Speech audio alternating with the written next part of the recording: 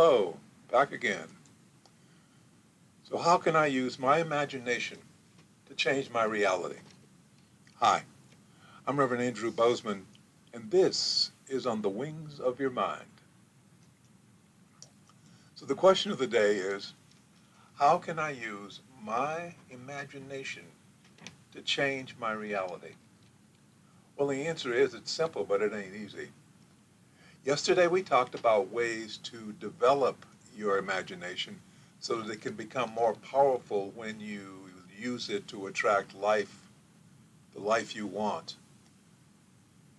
It involved deliberately uh, using your imagination and on, focusing your attention on the world around you. That is, paying particular attention to how things taste and how things look and how things sound and how things smell, and then rerunning that within your imagination so that you could recreate those smells and recreate those sounds and recreate those touch within your imagination. One I left out yesterday was taste as well. Uh, so what you're trying to do is develop your imagination to a point where it can become a much stronger tool when you seek to invoke your imagination to create your new reality. And the more senses you can involve in that process, then the better.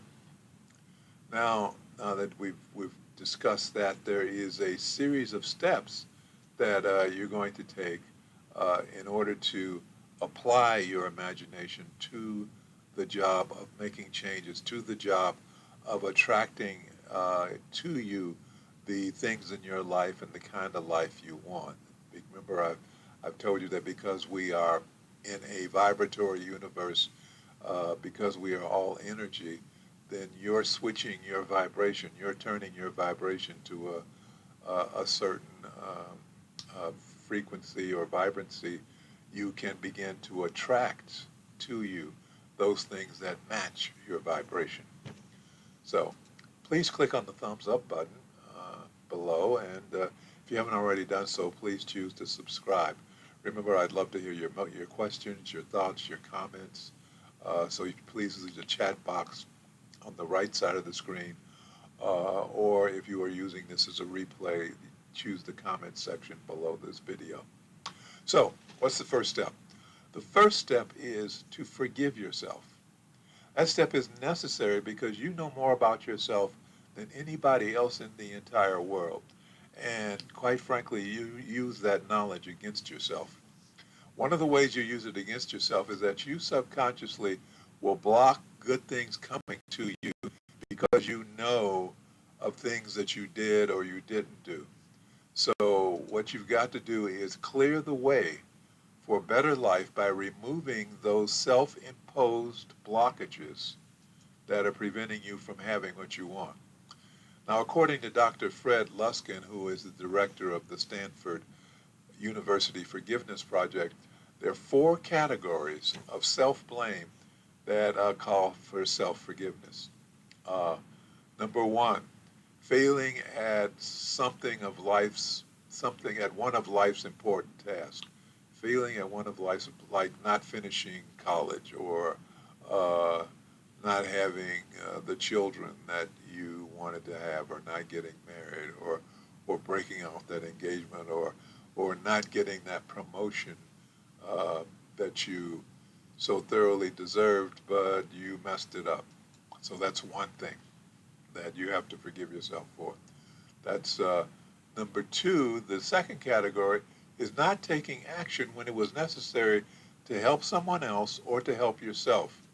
I remember when I was like 6 years old, somebody called my little sister a name and laughed at her, and I didn't instantly jump to her defense at that moment. And I remember feeling guilty about that for years until I learned how to fight. And then I probably overcompensated by jumping to her defense even when she didn't need it. So, step 2, not taking action when it was necessary to help someone else or to help yourself. Number 3, hurting someone else. I doubt that there's any one of us who've gotten through our lives without hurting somebody. So that's like a given. And the fourth category is committing self-destructive acts like substance abuse, getting addicted to drugs, or choosing not to honor commitments that we've made to ourselves by not doing things that we promised ourselves we were going to do, or not doing stuff that was for our own good, just because we were lazy or contrary, whatever. So all four of those categories have the effect of provoking within you shame and guilt. And when you have shame and guilt in your mind, then even if you're no longer consciously aware of it, then what you do is you will block yourself from having the good things because you will punish yourself. So the first step is to clear the pathway to success by removing the shame and guilt through self-forgiveness. And by forgiving yourself, you clear the way for the good things to come into your life because you can now feel worthy of receiving them. The next step is to use the process described in the book called It Works. It was written by R.H. Jarrett, though at the time he wrote the book in 1926, he went by the pseudonym R.J.H. He was a salesman in Chicago who discovered this method for making things work, for attracting what he wanted in his life, and he wrote a book about it. It's a very short book. The first part of the method is to write down a list of the things you want and the conditions you really want in your life. Really want, that's the qualifier. You really want. And this may take several tries because a lot of us really don't know what we really want in our lives. We have things that we think we want, but to write what we really want, I don't know. So you write down this list of the things you really want in your life, of the conditions you really want in your life, of how you really want your life to be.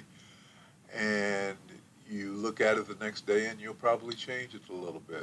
And do that for a few days, and you'll find that you change it and change it and change it, refining it until finally you get it to the point where you're ready to go for it. Okay, and then what you do is you read the list aloud to yourself 3 times a day. You read it morning, noon, and night.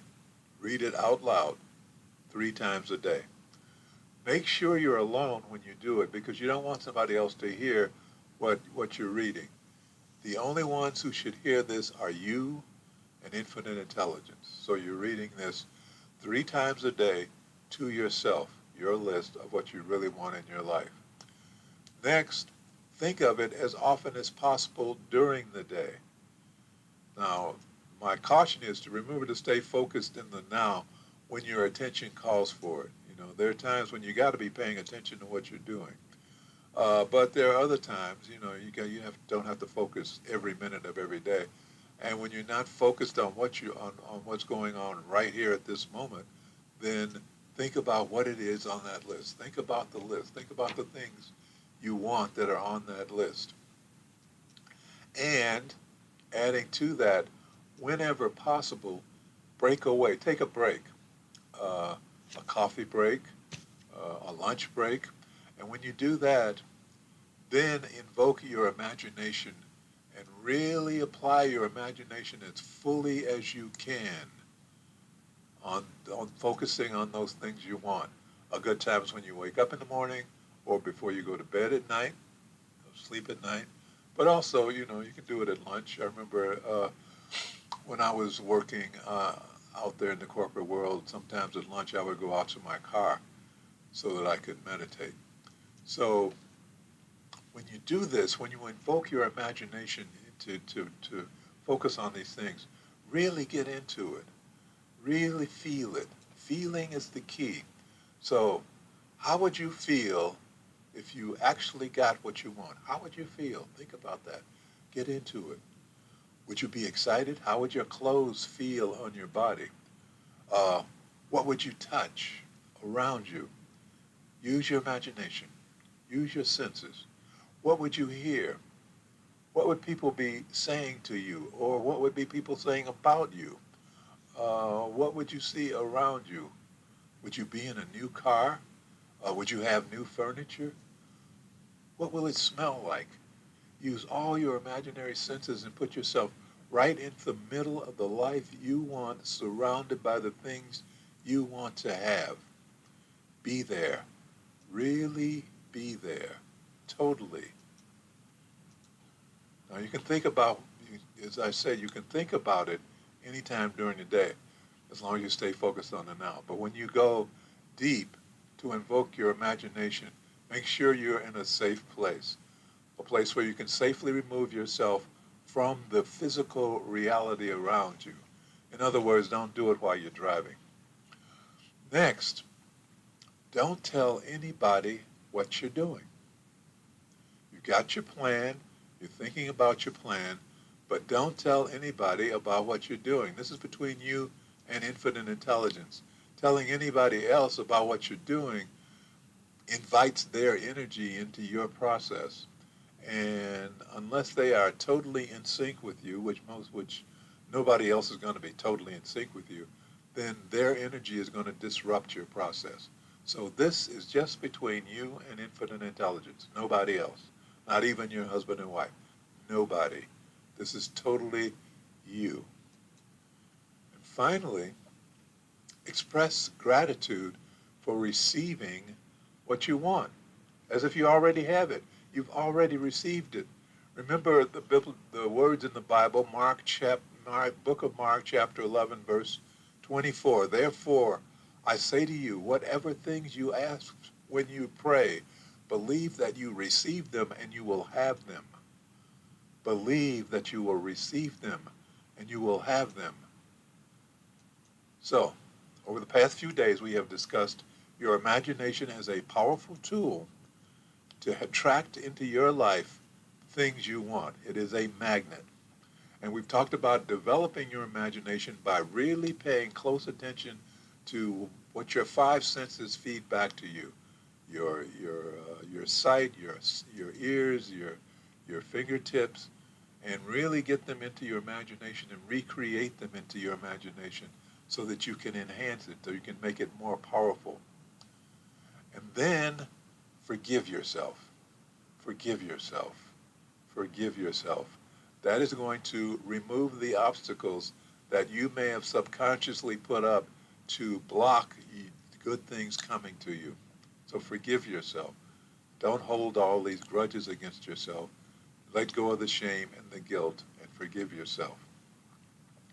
Next, you make a list of what you really want, what conditions you really want. And after you've made that list and refined it and know that it's going to change, and when things come in, then they no longer need to be on the list, so you can take them off the list and put in something else. But you make this list. And you invoke your imagination. You think about what's on the list all the time after you read it 3 times a day, morning, noon, and night. And invoke your imagination strongly when you are alone and in a safe place.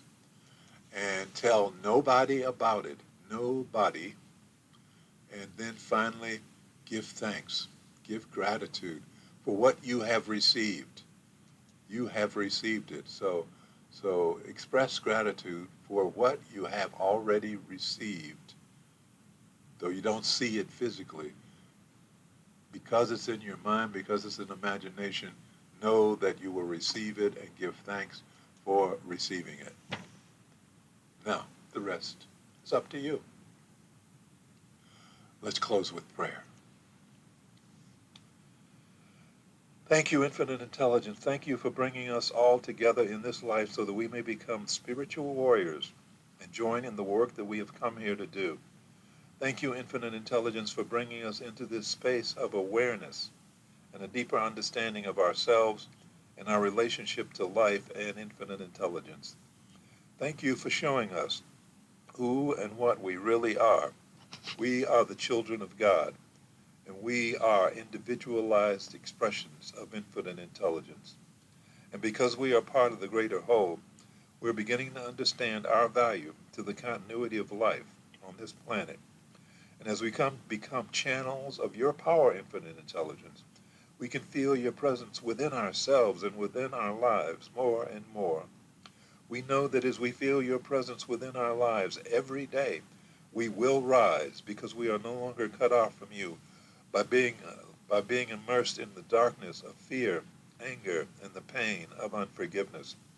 So we are now restoring our connection through the grace of forgiveness, knowing that as we learn to forgive ourselves for the pain that we have caused to ourselves, and as we learn to forgive those who have inflicted pain upon us, our connections will grow stronger and our lives will grow happier and healthier and more prosperous. And for this we are truly grateful. As above, so below, as within, so without, and so it is. Amen. Again, please click on the thumbs up button. If you haven't already done so, please subscribe.